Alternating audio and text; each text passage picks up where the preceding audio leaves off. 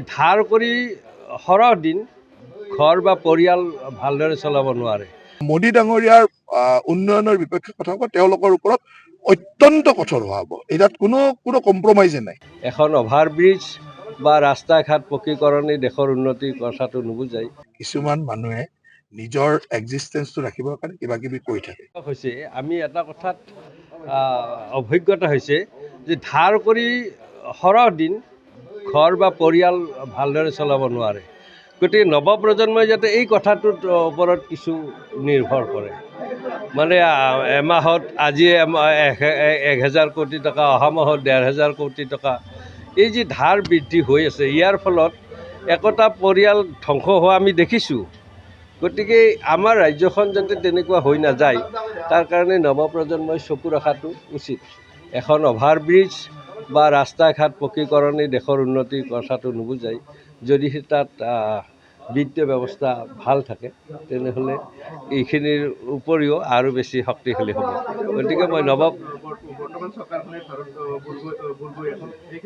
নাই এই ক্ষেত্ৰত মই মোৰ ক'ব লগা কথাখিনি ক'লোৱেই, কিন্তু মই ভাবোঁ এই ক্ষেত্ৰত যিহেতু গণতন্ত্ৰত চতুৰ্থ স্তম্ভ বুলি আপোনালোকক কয়, মোক নকয়, মই ৰাজনীতি কৰোঁ নকয়, কিন্তু আপোনালোকক কয় গণতন্ত্ৰৰ চতুৰ্থ স্তম্ভ, তাৰ একোডাল ৰদ বুলি।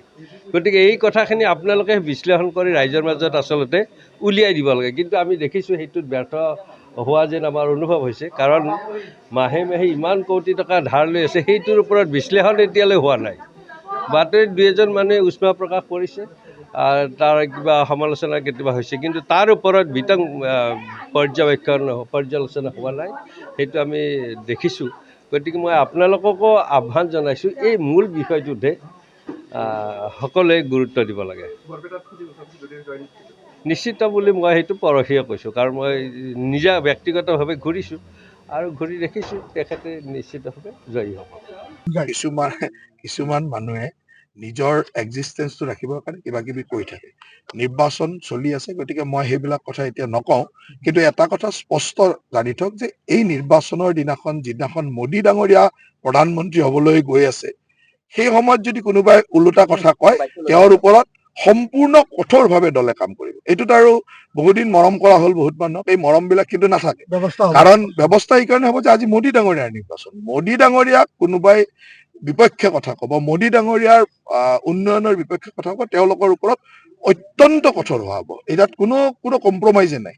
কেৱল আজি নিৰ্বাচন, গতিকে নিৰ্বাচনটো হৈ যাওক। আজি কোনো মানে মোদী ডাঙৰীয়াৰ বিপক্ষে কথা ক'ব, বা আমাৰ দলৰ বিপক্ষে ক'ব মানে মোদী ডাঙৰীয়াৰ বিপক্ষে, উন্নয়নৰ বিপক্ষে মানে মোদী ডাঙৰীয়াৰ বিপক্ষে, ইয়াত কিন্তু আমাৰ দল অত্যন্ত কঠোৰ হ'ব।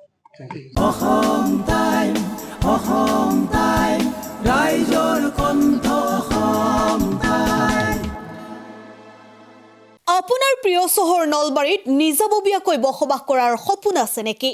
চহৰৰ মাজমজিয়াত মাটি কিনি ঘৰ সাজি লোৱাৰ সমস্যাই দেখা দিছে নেকি? সেই সমস্যা এতিয়া আৰু নাই। চহৰৰ মাজমজিয়াত মাটি নিকিনাকৈ নিজে ঘৰ নসজোৱাকৈ এটা বিলাসী ঘৰৰ গৰাকী হ'ব পাৰিব আপুনি। নলবাৰীত প্ৰথমবাৰৰ বাবে সেই সুবিধা আহিছে। নলবাৰীত প্ৰথমটো ৰেৰাৰ দ্বাৰা অনুমোদিত আটকধুনীয়া এপাৰ্টমেণ্ট এতিয়া চহৰৰ গোপাল বজাৰত। নিৰ্মাণ হৈ উঠিছে আটকধুনীয়া আহল বহল এপাৰ্টমেণ্ট তীৰ্থদ্বীপ এনক্লেভ।